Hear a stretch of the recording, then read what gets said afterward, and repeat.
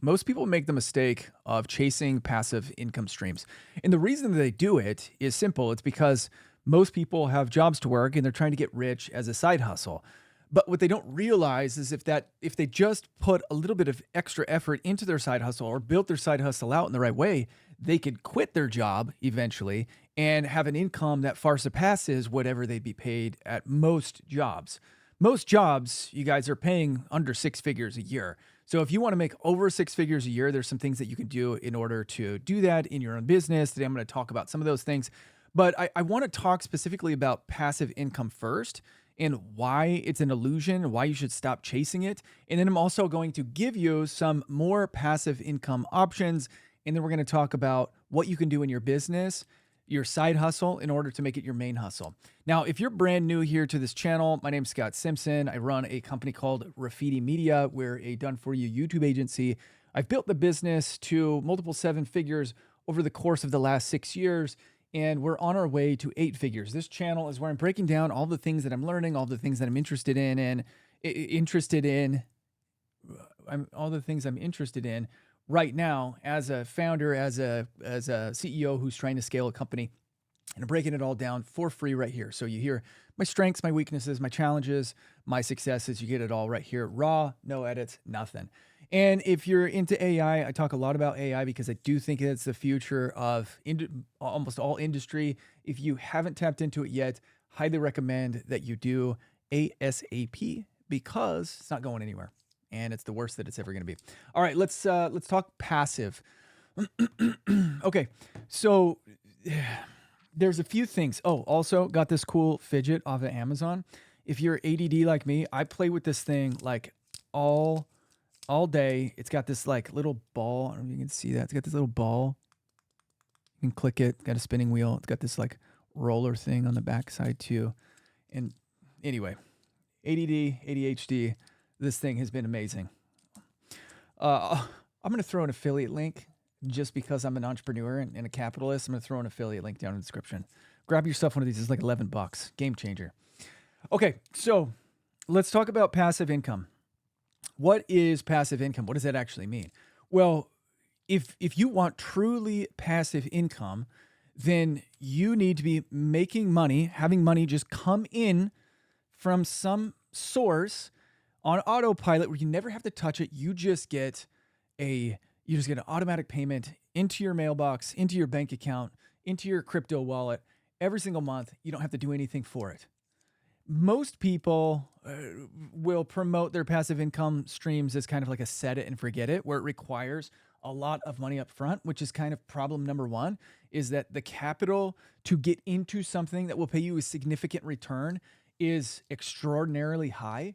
So for example, if you want passive income on an investment, most secure investments, like if you want something that has really low risk and it's very secure, you're looking at probably 5%, possibly 5% annual return guaranteed, or as close to guaranteed as you possibly can get.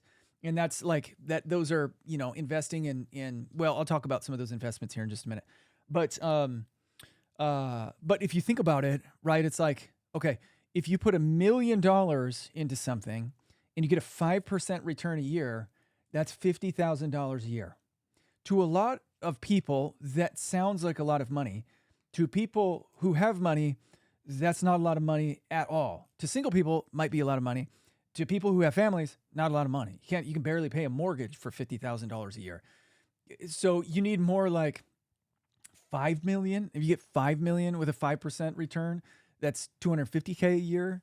But in reality, like if you want to live nicely, you want to throw like $10 million into something that yields 5% and then have $500,000 a year. That's pretty significant amount of money that you can sustain yourself and your family on and have luxuries in life.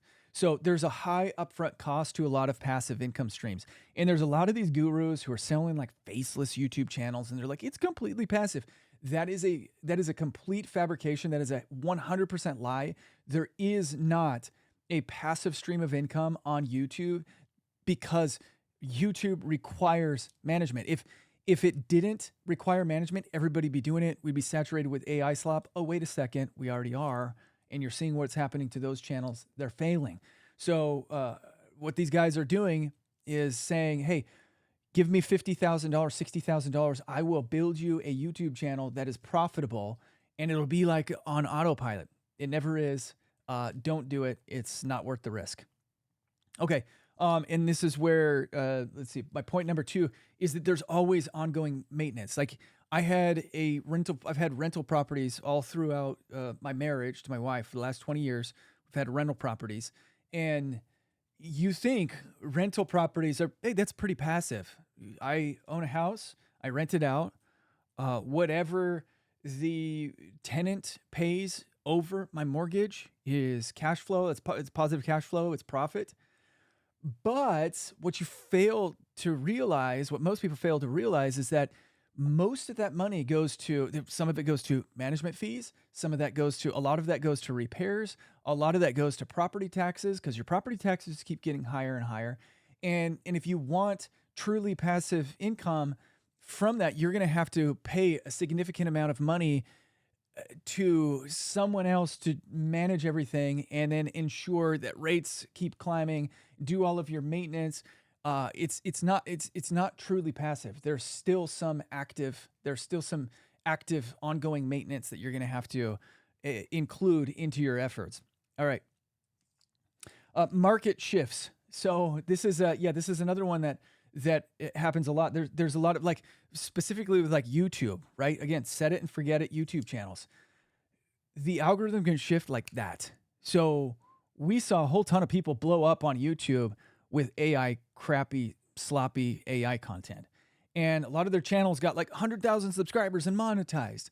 Well, now that AI has become saturated on YouTube, YouTube is putting preventative measures in to prevent people from just blasting the platform with hundreds of videos a day. I've got a video with Daryl Leaves coming out on my Rafidi YouTube channel, and I think that's actually coming out tomorrow. So if you guys go over to the Rafidi channel, you can hit subscribe over there too, and you wait for that. He has some interesting things to say about AI slop, AI content, and just like where YouTube, the platform, is going. But yeah, markets can shift on a dime. And this is why I'm saying, like, the most reliable passive income investments are going to be very low yield investments, and they require a lot of money. But I'm going to talk to you about what some of my favorites are, if that's something that you're interested in, if you got like a boatload of money, or if you're like, hey, I'm just going to keep funding money into this stuff. I'll talk about those things here in just a second. Scalable. So scalable investment. So picture this, like, okay, let's say you put investments into something that has a near guarantee of a 5% annualized return, and you have $10 million. You put that money in there, or you put $10 million in, you get 5% out. You get $500,000 out of your investment. First, you're going to pay taxes on it. Let's say that because you're paying, I believe, I mean, I don't do this, but I believe you're going to have to pay a capital gains tax on it because you're pulling it out. But as you do that, you're going to pay those taxes. So Uncle Sam's going to take their cut. And let's just say you take $250,000 and you're left with $100,000. So if you live on $250,000 and then you just keep stacking $100,000 on top of the 10 million that you initially put in, then eventually your 5% annualized return is going to be higher and higher and higher. You know, it could get to the point where you've got $20 million in there, and now you're getting $1 million annualized return. So that is where scalability comes into passive streams of income. That's one good example. But again, if the market shifts, if we have a down year in the Dow Jones, if something happens that just wipes out these investments, if a bank goes under or an investment company goes under, that could be a huge problem for you for scaling your passive streams of income, for scaling your investments. So you got to be really careful with that. Scaling anything else requires effort. Scaling anything else requires effort. There really isn't something that you can just be like, hey, what action can I take right now that will produce a passive stream of income for me? What action? What lever can I pull? What social media post can I make that once I pressed launch on this video, I am going to guarantee that I'm going to get $1 a month from this video. And if I have 10,000 videos up, I'm going to make $10,000 a month. It just doesn't exist. It just doesn't exist. That's not how we're created. That's not, everybody's chasing that illusion. It's not there. It's not real. So my advice is don't do that. Okay. So I asked ChatGPT, what are some things that are the closest to truly passive income? All right. So dividend stocks. You invest in companies that pay you a portion of their profits on a regular basis. Again, has cycles though. Might not be passive forever. It might be passive for like a couple months. I mean, of course, like in my rental properties, there were months where we were just cash flow positive. We didn't have any maintenance. We didn't have anything else going on. And so we collected a check, deposited whatever was over our expenses, and then wham, bam, we had passive income, right? But that was very short lived. It's not an eternity. You can't just set it and then it's always going to be passive. All right. Number 2, high yield savings accounts, bonds, CDs. So this is where we're talking about. I mean, even like let's just do a little Google. Let's do a little Googlage, guys. A little Googlage. All right. High yield savings account. High yield savings account. Yield savings account rates. So a lot of these things, like, okay, so here's one. Pick your bank. Is this just gonna be like an aggregator? Okay. So these are flexible. So it looks like the let me share my screen so you guys can see. Okay, so here's some high yield savings accounts. So this is 3.6%. These rates though, they go up and down. It's not just like, hey, we're going to offer you 5% for life that you're in here. And a lot of these are like money what do they call them? Money account? No. Oh my gosh. Why am I drawing a blank on that? There are like limitations on accessibility and how much you can take out. And there's always like, again, when you give your money to a bank and they say, hey, we're going to give you a portion back, it comes with stipulations. And so you just have to read the fine print. But why can I not think of the name of this account? Money. Yeah. I mean, these are just savings accounts, but these rates change. All right. So don't get too excited yet. Display. Okay.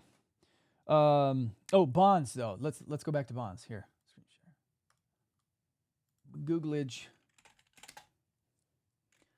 Bond return rates. Okay, so here's like up to 5.8 APY guaranteed. So 5.8%. If you throw $10 million into this, if you put $10 million into this, you can technically have a guaranteed return of $580,000 after a year. What are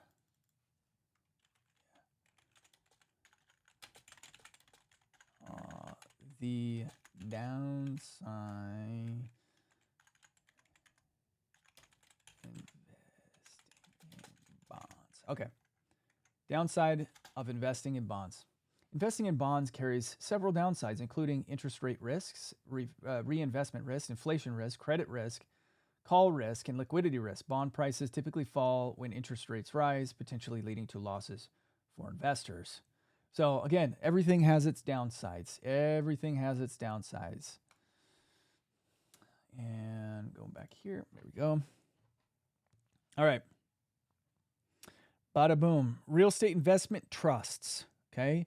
It's so this is it's an investment where it's usually like a group of homes that you can invest in into a trust. You just put money into it, and then whoever is managing that REIT is what they call them for short. Whoever is managing that REIT will then take that money and purchase homes and then do all of the management, or purchase the real estate, then do all of the management of it. You just get essentially a dividend. But again, it can fluctuate depending on the market. Okay, royalties from intellectual property. Now, this is something that's like, hey, there is something to say about like mailbox money here.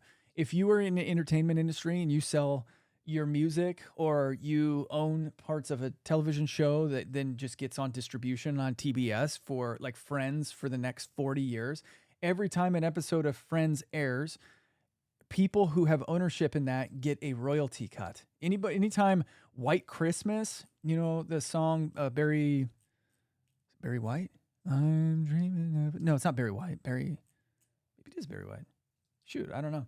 Anyway, that song has been, I think it came out in the, I'm going to screw this up, 40s, maybe 40s, 50s.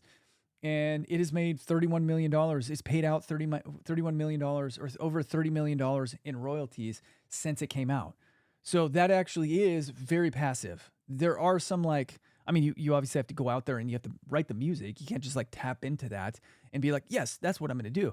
But if you write a song and it becomes a hit, gets played on the radio, gets played in movies, gets played on television, whatever, for the next 60 years, you're going to be making some bank. That is pretty passive income. Affiliate marketing. So affiliate marketing on like recurring commissions, right? So if you're well, for example, I talk about One of 10, using One of 10, using oneof10.com a lot in some of my videos. I've got a number of people who've become, who've purchased based off of my affiliate link. So every month I get a check from One of 10 that's a payment for that usage. This is probably one of the easiest ways to grab some recurring passive income through affiliate marketing if you have the right ones. But I will say this, there are companies who have changed their affiliate terms 5-6 years after people have sold their products, and then the people who sold their products who were on that affiliate commission scale, who were on that affiliate compensation plan, lost their money. So you got to be careful there too. There are pros and cons to it, but I would say affiliate marketing is probably one of the best. Real estate is one that it's just like, it's a lot of money to get into. There's a lot of headaches. There's a lot of paperwork to sign. There's a lot of dealing with people who don't care about your property at all. So just be careful with that. I'm a huge fan of affiliate marketing. All right. Automated online businesses. I mean, I don't know. So like you could become your own affiliate, I suppose. So it's like if I have websites, you guys know I've got links down in the description below. I've got links down in the description below. When you click on them to go to my websites, I have things for sale. And so as I keep continuing to create content and send traffic to my affiliates, to my programs, then I will make money. But I have to put out the effort. Now, one instance though, we had a client. Her name is the Lice Lady, the Head Lice Lady. You can look up her channel, and she removes head lice from kids' heads. And she made videos like 5 years ago, and then just set it and forget it. Those videos give her still like 500 views a day, and she still gets link clicks to the products that she has in her description, like all the time. So there's definitely something to be said. There is some passiveness to that, but it's like few and far between. If I guess my point is in all of this, if you're banking on building a portfolio of passive income generating businesses, it's going to be very difficult for you. You're looking in the wrong place. So one of the thoughts that I had that I've been thinking about recently is how to ensure that your side hustle can become your main hustle, can provide for you.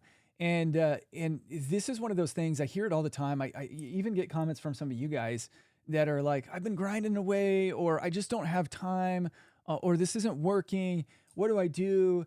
And the advice that I give to everybody is that if you have to ask how much time it takes for you to build something, then you're not cut out for it. You haven't learned the lesson yet. The lesson in entrepreneurship is it's that there are cycles in success. Success is never linear. You can't just start something today and then just take off for the rest of your life. You just have this endless stream of momentum. That's not how life works. And if it did work that way, I think people would be kind of spoiled. Like it would kind of ruin the flavor of life, because there is something to be said about stumbling and failing and working hard and grinding out of your garage and staying up all night and, pulling these like 48-hour, 36-hour shifts where you're just like, I got to do everything and this is my dream. There's something to be said about earning that.